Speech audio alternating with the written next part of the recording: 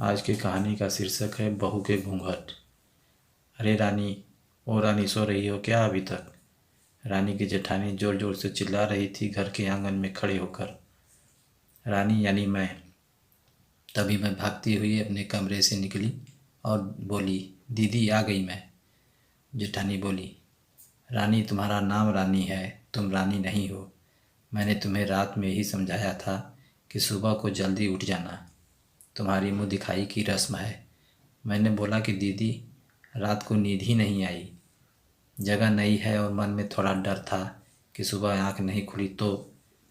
रजनी दीदी हंसती हुई बोली, रानी, मेरी प्यारी देवरानी, जल्दी से घूंघट कर लो, अगर माँ जी आ गई तो हंगामा हो जाएगा। मैंने घूंघट किया ही था, तभी माँ जी आ गई और कड़कड़ाती आवाज़ में बोली, चलो अब क्या यही गपशप मारती रहोगी तुम दोनों? हमने चलना शुरू ही किया था, तभी माँ जी ने रजनी दीदी के कंधे पर हाथ रखा और बोली, पता है ना कहाँ से जाना है और कैसे जाना है?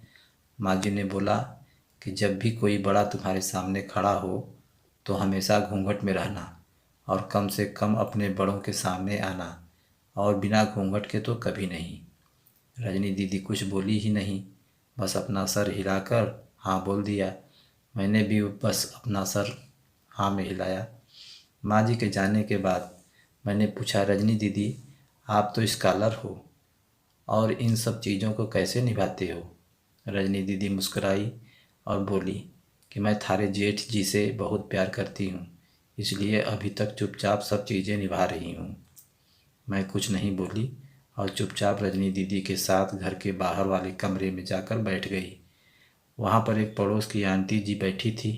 वो बोली कि यह कैसी बहू आई है, ससुर जी सामने खड़े हैं और ये यहाँ बैठी है। मुझे कुछ समझ ही नहीं आया मतलब। रजनी दीदी बोली कि आंटी जी अभी नई बहू है, यहाँ के रीति रिवाज सीखने में थोड़ा समय लगेगा। रजनी दीदी मुझे वहाँ से उठाकर मेरे कमरे में छोड़ेगी। 6 महीने यूं ही छोटी छोटी चीज़ों में बीत गए। फिर एक दिन मैं राहुल के साथ साड़ी लेने गई।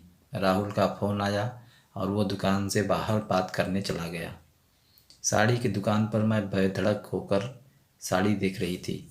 तभी साथ में बैठे हुए अंकल जी खांसे, एक बार, फिर 2 बार, फिर 3 बार। मैंने साड़ी वाले भैया से बोला कि भैया इन अंकल जी को पानी दे दो, बहुत खांसी हो रही है इन्हें। अंकल जी भड़क उठे और बोले, क्या बदतमीज लड़की है ये, कुछ शर्म लिहाज है या नहीं इसे? दुकान पर हंगामा देख राहुल बाहर से भागकर अंदर आया और अंदर आते ही अंकल जी के पैर छूकर बोले, मामा जी आप यहाँ? मैं घबरा के दुकान से बाहर निकल आई, एक लंबा घूंघट करके गाड़ी में बैठ गई। राहुल बाहर आया और गाड़ी में बैठकर गाड़ी बहुत तेज़ से चलाने लगा। मैंने धीमी आवाज़ में बोला, गाड़ी बहुत तेज़ चला रहे हो, कहीं एक्सीडेंट ना हो जाए। हम घर पहुँचे ही थे, तभी माँ जी ज़ोर ज़ोर से चिल्लाते हुए बाहर आई, देखो आ गई ये रानी साहिबा, खानदान की इज्जत मिट्टी में मिलाकर। तभी रजनी दीदी आई और बोली, माँ जी मेरे शादी को 6 साल हो गए हैं, मैं अभी तक मामा जी को नहीं जानती, ये कैसे जानेगी? माँ जी जोर से चिल्लाई, देखो कैसे चपड़ चपड़ जवान चला रही है इस रजनी की कभी। राहुल सबकी बात काटते हुए बोले कि माँ ये दोनों सही बोल रही हैं, अगर ये हमेशा घूंघट करके रहती है तो ये मामा जी को कैसे पहचानेगी? और माँ, आज मामा जी के फ़ोन पर तुमने पूरे घर की शांति को भंग कर दिया। ये वही समाज है जिसने सीता मैया पर भी उंगली उठाई थी। पिताजी और जेठ जी ने भी अपना पक्ष राहुल के साथ ही रखा।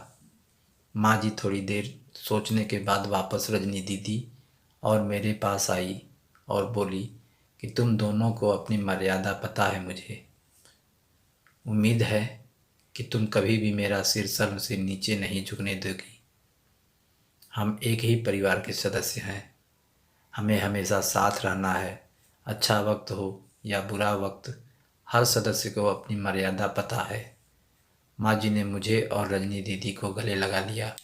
इस कहानी पर आपकी क्या राय है, हमें कमेंट करके ज़रूर बताइएगा। चैनल पर नए हों तो चैनल को सब्सक्राइब कीजिए और दोस्तों में शेयर कीजिए। कहानी सुनने के लिए आपका बहुत बहुत धन्यवाद।